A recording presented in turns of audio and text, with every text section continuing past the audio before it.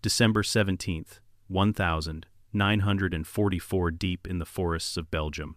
The air was black with mist and diesel fumes, thick enough to taste, and in that frozen silence, the most powerful armored weapon of the war, the Tiger II tank, stood dead still, its 70 tons of steel and fury reduced to a silent monument. Inside, SS Colonel Joachim Peiper, commander of the elite Kampfgruppe Peiper, slammed his fist against the frozen turret. The engine had sputtered and died. All around him, stretching for miles, were 67 tanks, 500 vehicles, and nearly 5,000 of Germany's finest soldiers motionless. The spearhead of Hitler's grand winter gamble, the Battle of the Bulge, had frozen in place. No enemy fire, no ambush, no sabotage. Just empty fuel gauges. The quiet death of a mechanized empire. Through the fog, Peiper's gaze locked onto a small Belgian village, Hansfeld. It looked deserted, lifeless. But when his men reached it, they found something almost impossible. American helmets, still lying beside campfires that were still burning. Mugs of coffee, still warm. And then the sound of metal on metal. Rows upon rows of American jerry cans, stacked like treasure. A young officer cracked one open, took a deep breath, gasoline. High-octane aviation-grade American fuel. In total, over 50,000 gallons. Enough to refill every tank, half-track, and truck in Peiper's entire column. His men cheered. Engines roared to life again. In that moment, the frozen spearhead breathed once more. To them, it was salvation. To history, it was irony.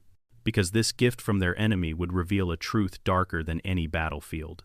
As his men refueled, Peiper stood amid the shimmering rows of jerry cans, the smell of gasoline thick in the freezing air. He tried to feel triumphant. He had fuel, firepower, momentum again. But as he stared at that ocean of enemy fuel, a question crept in.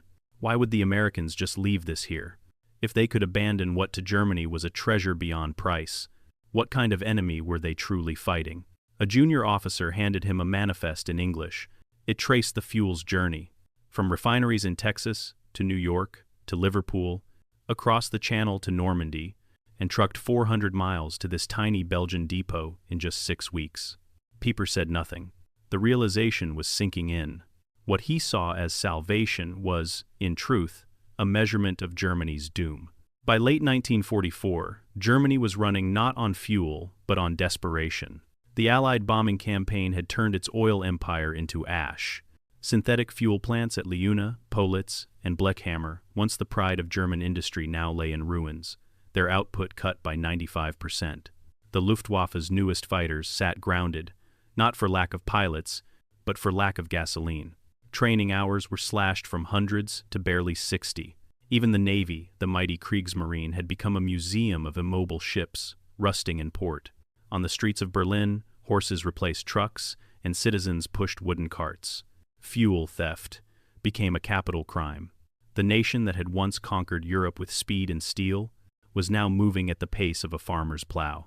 Across the ocean, the United States was drowning in oil.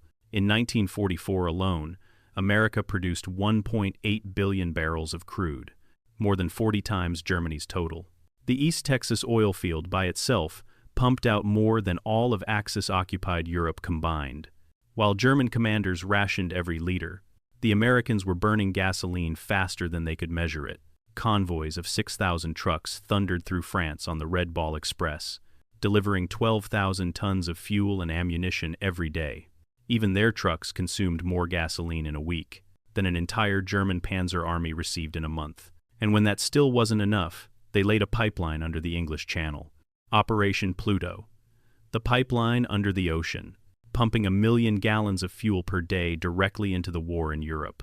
For Germany, fuel was a treasure.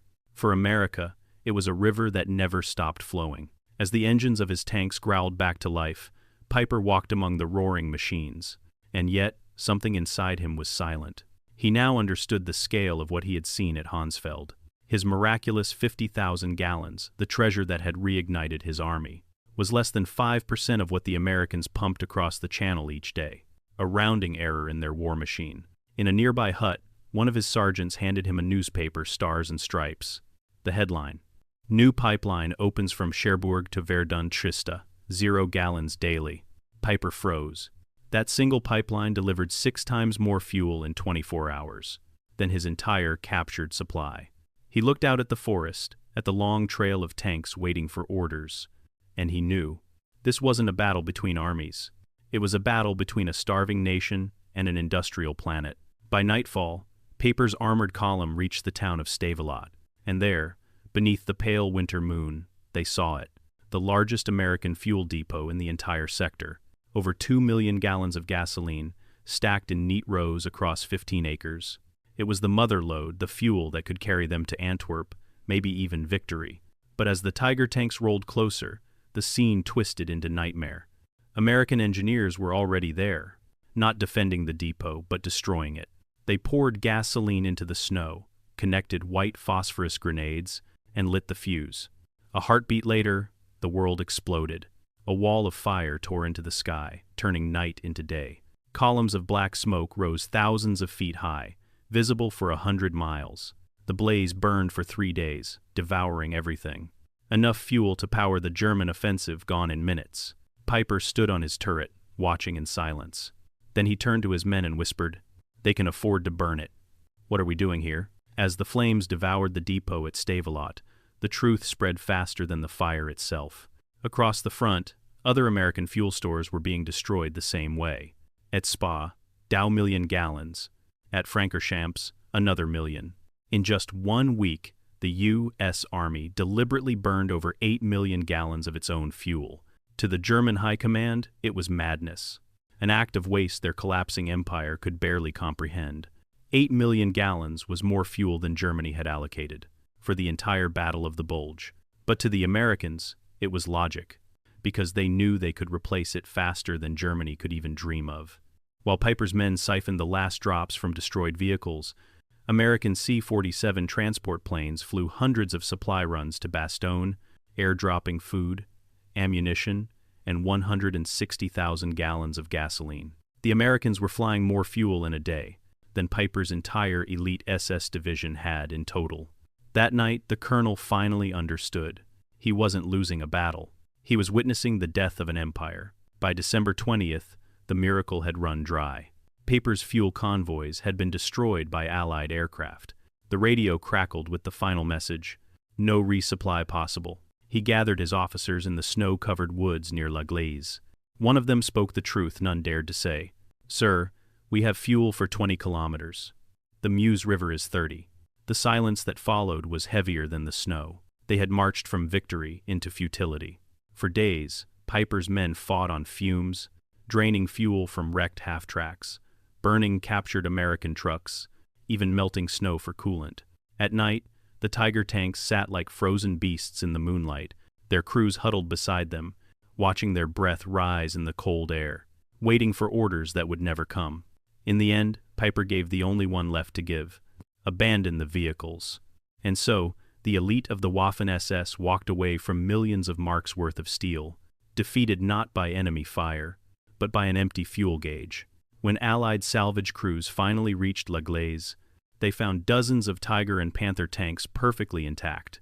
The official report noted that to get all 39 tanks running again would require just 8,000 gallons of fuel that could be sourced locally and delivered in 4 hours. For Peiper, that amount had been the difference between survival and extinction. For America, it was a footnote. That contrast between struggle and abundance was the final proof that the war was no longer fought by courage, but by capacity. Factories, refineries, pipelines, not battlefields, were deciding the fate of nations. The myth of the invincible German war machine died there, in the snow of the Ardennes. Today, one of Peiper's abandoned King Tigers still stands in a museum at La Glaise, rusted but unbroken, a silent monument to a brutal truth. In modern war, courage means nothing without fuel.